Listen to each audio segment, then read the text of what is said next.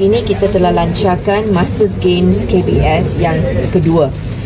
Dan tahun ini kita 2 kali gandakan jenis sukan kepada 23 jenis acara sukan dan peserta lebih daripada 6,000 orang peserta.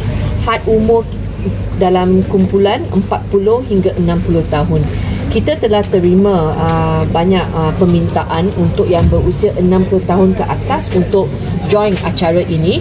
Cuma untuk tahun ini ramai persatuan sukan mereka rasa lebih selesa untuk anjurkan bagi kategori 40 hingga 60 tahun. Tapi saya faham bahawa warga emas ini yang berusia 60 tahun ke atas dan ada pelbagai jenis sukan yang masih relevan dan sesuai untuk mereka. Saya bagi contoh Scrabble, Mind Sport, golf.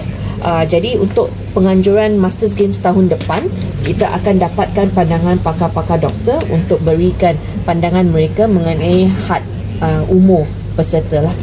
Tahun ini dengan adanya kumpulan peserta yang lebih besar menunjukkan bahawa sukan Masters sangat popular dan relevan kerana kerajaan telah mengusahakan insentif cukai RM1,000 yang meliputi latihan sukan khasnya untuk ibu bapa pembayar cukai untuk tahun 2025. Jadi hasrat saya untuk Masters Games ini setiap tahun akan bertambah besar penyertaan, dan kalau kita lihat kalau peserta 6,000 ini sudah seperti setengah daripada peserta SEA Games.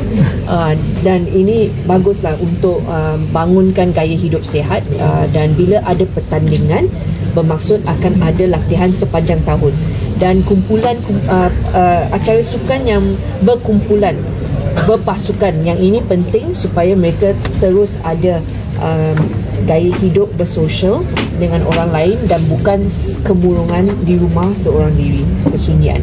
Jadi Masters Games ini tidak mahal untuk dianjurkan. Pembelanjaan KBS tidak melebihi 2 juta, tetapi kita boleh sentuh kumpulan sasar yang kita mahu. Untuk gaya hidup sihat bukan saja bertumpu kepada golongan muda, tetapi kita nak untuk semua kategori umur lah. Ada